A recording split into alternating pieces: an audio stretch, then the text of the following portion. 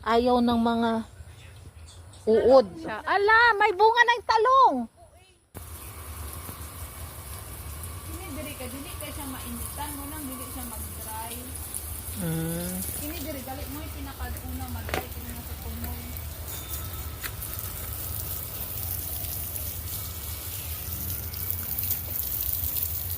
Pero ko kapila. Tanim na ibo ko. Hello mga ka-planters.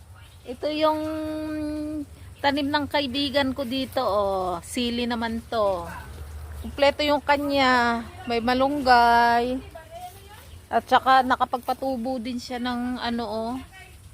Yung sayote, 'di ba? Ganito ka hilig yung mga dito sa Taiwan talagang ang galing nilang mananaman Kapampangan. At saka ito may sili din to siya. Ito katingnan nyo, ito yung kanyang ampalaya. Super liit lang din ang garden niya.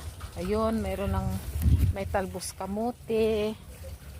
Ayan, kaya sa kanya lang ako na-inspired, kaya gumawa ako ng ano ko, mini garden doon sa mismong terrace ng bahay ng amo ko. Ayan, at saka may isang tip pala ako. Ito, katulad nito, nung umpisa daw, yung kanyang mga halaman, kinakain ng mga uod. Ang ginawa niya, bawat pagitan, nilagyan niya ng oregano. Ito palang oregano, nakakatulong pala yan para pantaboy ng mga uod, yung mga butterflies na namiminsala sa tanim. Kaya ngayon, ayan, tumubo ng maayos yung kanyang ampalaya. Tingnan nyo, bawat pagitan mayroong oregano. Yung amoy pala ng oregano is ayaw ng mga uod. Kaya hindi na inuod yung kanyang ano, halaman. O, isang tip po yan. O, ito po yung mini garden ng kaibigan ko dito. Ayan. At ito din pala, mayroon siyang mga saba, saging saba na pagkakakitaan niya na to. Ang mahal ng saging saba dito. Yun o. May mga saging siya doon o.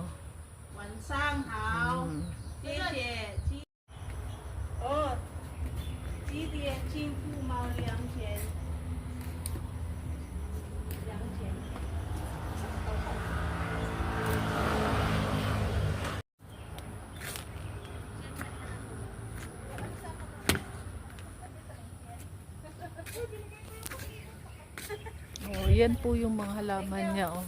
Uwi ka na, Lot? Ang gapi.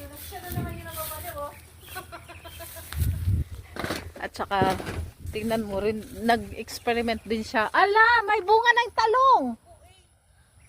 Oh, tingnan mo, in-experiment ng kaibigan ko. May bunga na. Oh. Ayan.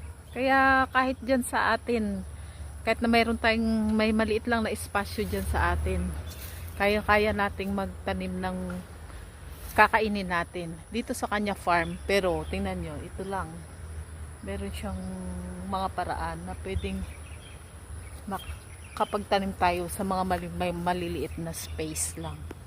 Oh, ang gabi niya sobrang dami oh. Nangasira na lang. Oh, yan yung kanyang bahay-bahayan.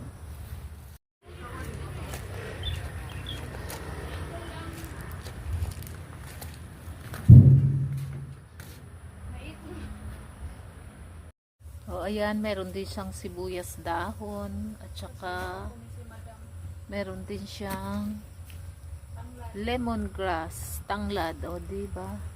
Meron pa siyang ibang mga pinatubo dito. Kamatis ito, no? Yun, may mga kamatis din siyang pinatubo dito. Tingnan mo mga ka-planters, yung mga tao dito sa Taiwan. Sa daan lang nagtatanim sila ng mga kamatis sa malalaking container. No? Diba?